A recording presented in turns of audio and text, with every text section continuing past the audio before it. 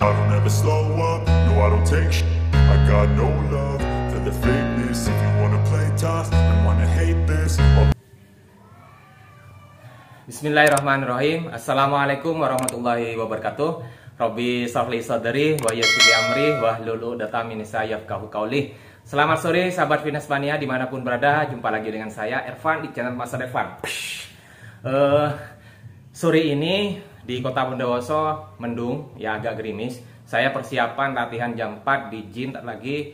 Insya Allah saya melatih upper body, yaitu antara otot chest kemudian otot shoulder. Nah, saya juga barusan selesai latihan tips untuk fitness pemula. Bagaimana caranya melakukan push up jika tidak pernah sama sekali ataupun yang mungkin tidak kuat regulernya ataupun variasi push up lainnya tidak kuat. Nah, nanti saya ada acara atau ada tips ya, bagaimana cara agar teman-teman khususnya yang baru memulai ataupun yang tidak pernah sama sekali push up bisa dicoba nanti. Insya Allah kalau teman-teman melakukannya sesuai dengan form yang tepat, dengan tempo yang bagus, pasti akan membentuk otot yang diinginkan, terutama otot dada sama otot tricep. Nah, oke. Selanjutnya saya akan membahas kemarin kendala dari saudara saya. Beliau bertanya, bagaimana sih caranya kalau misalkan otot dada saya sama otot tricep itu lebih besar daripada otot lain. Nah, oke. Jadi artinya kurang simetris ya. Begini, sebelum saya memberikan tips, sebenarnya kita latihan itu kan punya goals masing-masing. Ada yang ingin menjadi atlet mungkin, ya ada yang ingin hanya sekedar gaya hidup atau hanya yang ikut musiman. Artinya dia latihan ketika dia mau, setelah itu dia tidak latihan. Nah, begini. Jadi kalau teman-teman, kalau saya sendiri, kalau misalkan saya sendiri karena saya fitness itu sudah dijadikan gaya hidup atau habit. Nah, jadi intinya buat apa kita perlu mendengar kritikan dari orang lain? Kamu otot dadanya terlalu besar, bro.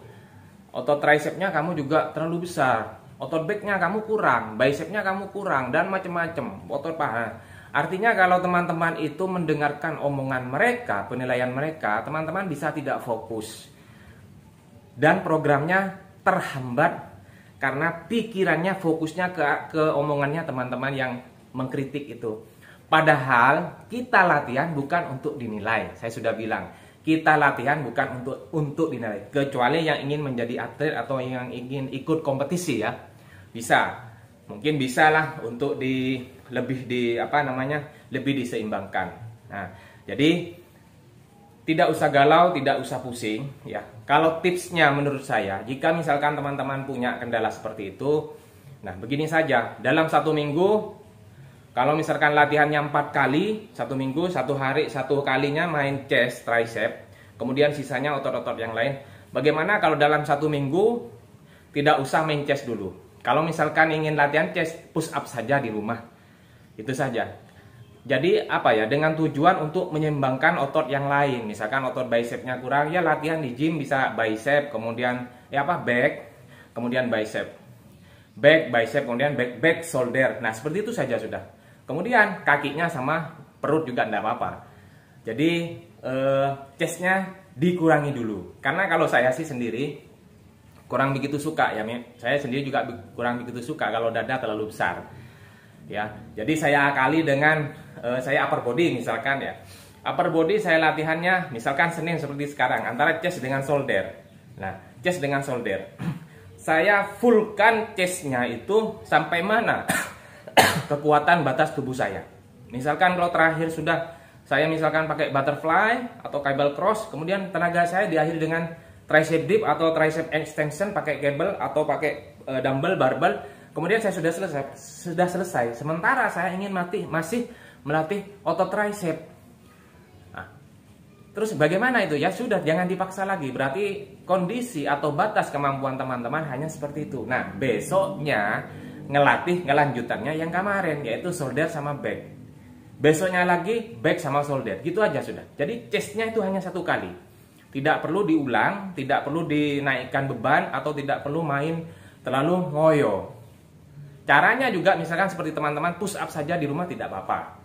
Ya karena kalau ingin meningkatkan massa otot seperti yang saya bilang, bisa di tempat gym karena di sana banyak variasi alat, banyak variasi free weight. Bisa teman-teman kondisikan juga dengan kemampuan tubuh.